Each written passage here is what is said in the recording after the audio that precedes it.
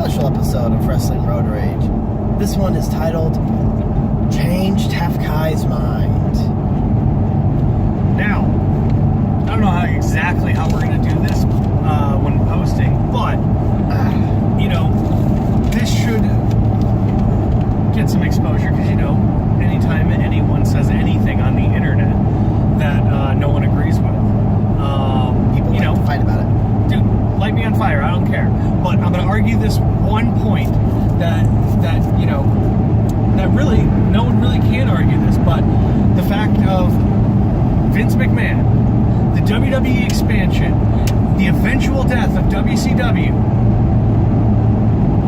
is the greatest thing to ever happen to wrestling. So, it goes as follows. Yes, Vince expanded, right? He took over all the territories. Everybody hate Vince McMahon. Oh, you ruined the territories. Oh, wait, now you have a global enterprise and you made wrestling better. There's the first point. He made wrestling better by killing the territories. When all was said and done, he made a global product. He standardized the product. And now there are gajillions of wrestling fans everywhere that tune into the WWE for a cheap, standard, low price, which I argue still is well worth the $9.99. Even if you only do it for the pay-per-views, it is still worth the $9.99. There's plenty of stuff on there, and for all you Attitude Era nut jobs, oh, PG killed wrestling, yeah, no. Guess what? The Attitude Era is all on there. Yeah, a little bit of censorship here and there because you know what? Time goes on. We move, we grow, we learn. We realize, that maybe our hairstyles back in the 80s weren't the greatest thing in the world. Or parachute pants. Zumbas. Etc. Hey man, Zumbas are still cool. Zumbas are not cool. They never were cool. They are cool. They're convenient.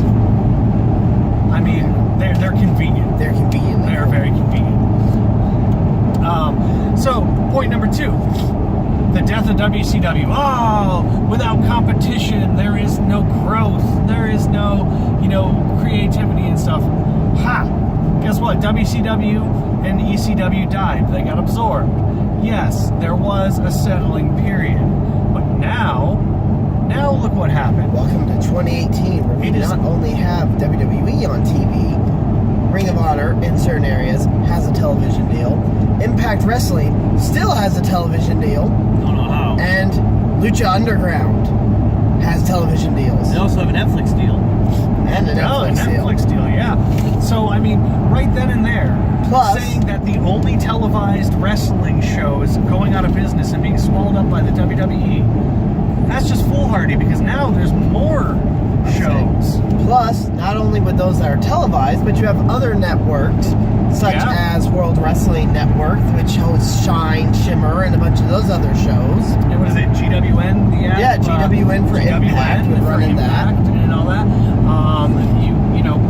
And they even have stream deals. Like if you can download Pluto TV just to watch old episodes of Impact, like old TNA episodes. It's amazing.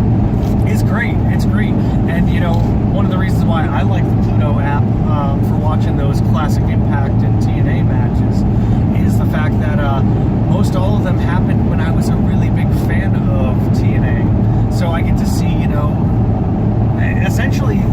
essentially that was TNA's Attitude Era.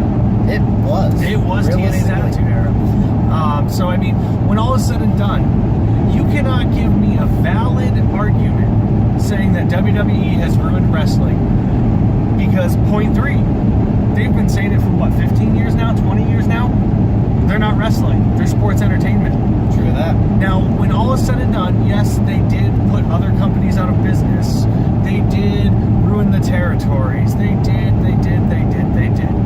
But where we're at now in a state of wrestling fandom is for $10 a month, or just south of $10 a month, $9.99. You have the entire history of the WWE. You've got every single one of their pay-per-views.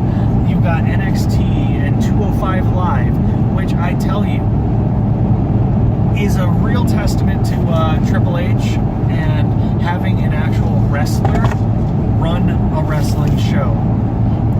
promoters are promoters. Yeah, Vince being he was a second generation. Triple H knows how to put on a damn good show and have damn good matches. He does. I gotta tell you, I love the cruiserweights. I always loved the cruiserweights. It was one of the main reasons why I tuned into WCW. Yep. Was watching the cruiserweights because you weren't getting that action anywhere else. So when the cruiserweight title came back after the amazing cruiserweight classic, the question of what are they going to do with this 205 Live? And I got to tell you, it was kind of terrible. We had some highlights, when Neville was the king of the cruiserweights. Oh. When he was a cruiserweight champion, that was legit. His rivalry with Austin Aries was legit as hell. The belt collector. The biggest spit in the face, though, I could say to that title and to everyone involved was the fact that your boy Enzo Amore got to hold that belt, but Austin Aries didn't. That is probably the biggest misstep that the WWE has had. But since Triple H has taken over, because Aries left, and then every place else went, here, have our titles. Yeah, true. Belt collector. When all is said and done, it really comes down to this. Yeah, I lost what I was saying. When all is said and done, Can you change his mind that WWE taking over the world was not the best thing? Yeah. Come at me, bro. WWE swallowing everybody else up. Standardize the product. Now, yes, there will never be another WCW. There will never be a big two, because now you've got you've got New Japan, you've got Ring of Honor, you've got Impact, and you've got a million legitimate indie leagues out there that are providing some of the best wrestling that I've ever seen. So when you take the point of WWE conquering the world was bad for wrestling, honestly, I think it's the best thing that's ever happened to wrestling. Changed my mind. Freed up the world. Leave some comments. See if you can change his mind, or do you actually agree with TafKai? And yes, if you're wondering, that is actually just a stat